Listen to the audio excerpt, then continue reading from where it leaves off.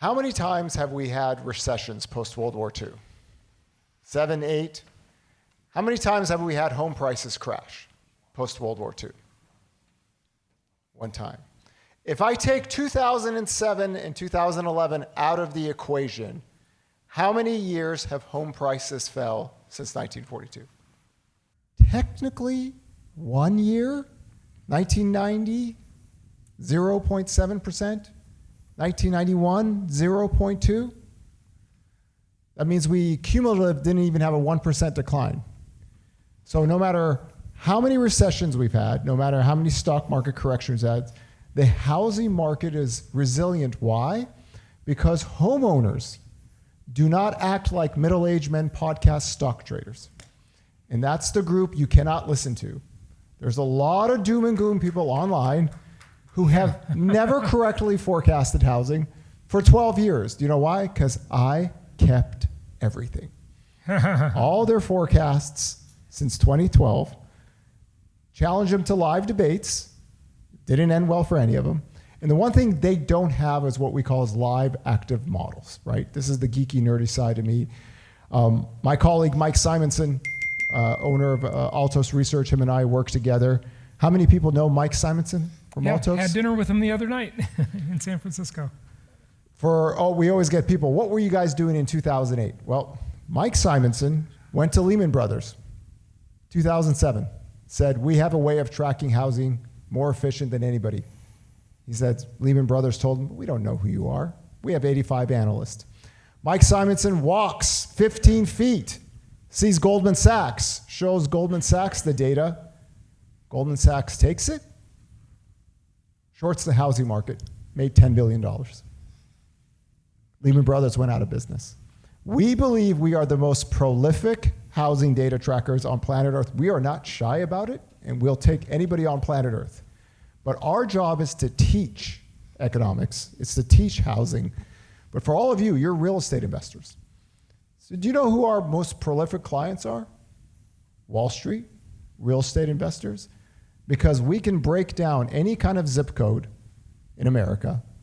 Our data lines, if I had my charts here, we have active listings, new listings, price cuts. We incorporate economic models to it. And we can explain why home prices are still rising. Now, how many people here are surprised that home prices are still up the last 3 years? Yeah. It was the fastest home sale crash in history in 2022. A lot of people say, well, prices follow volume, right? We have to crash. All those YouTubers. Didn't happen. Supply and demand equilibrium. We have a way of tracking inventory a little bit different than the NAR.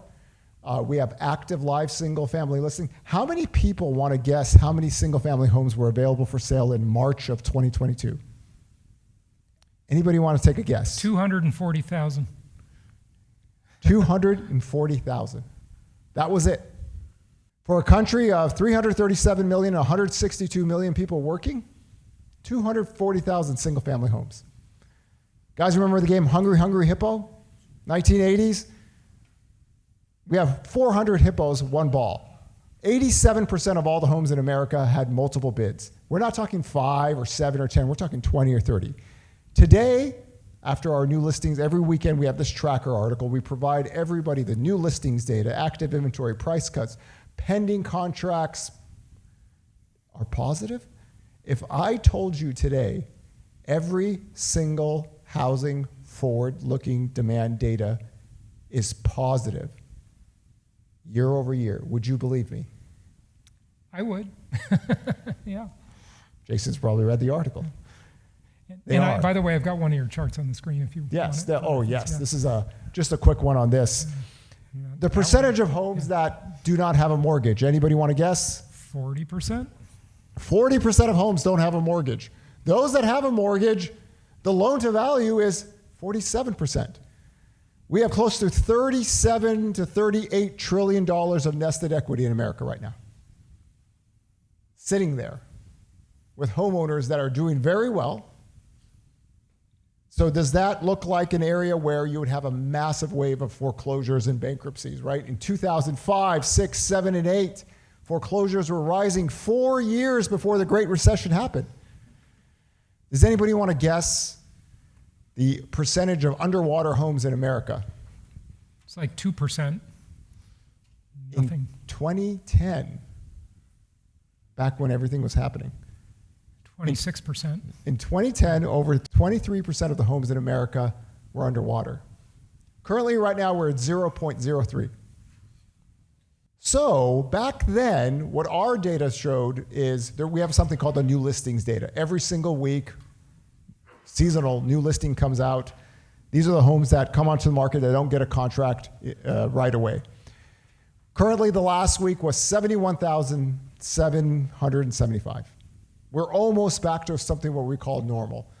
During the housing bubble crash years from 2008 to 2012, this data line was running at 250 to 400,000 per week. If I took the highest level in the last 5 years and doubled it, we would not even hit the bottom of that period. This is why we know with our data lines if something's happening in the national market, but we could even break it down to the lower end market. So homeowners are doing good, right? And every seller, actually 70 to 80% of all sellers are home buyers.